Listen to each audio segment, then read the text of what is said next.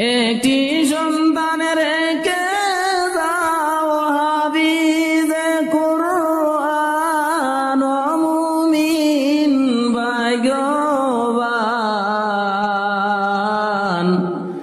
বানাইয়া রেখে যাও হাফিজে কুরআন।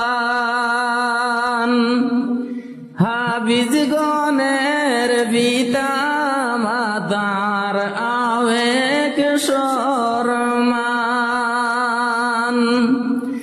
আরশের ওই ছায়ার নিচে হবে রে সম্মান। নূরের টুপি নূরের জামা হবে পরিধান, নূর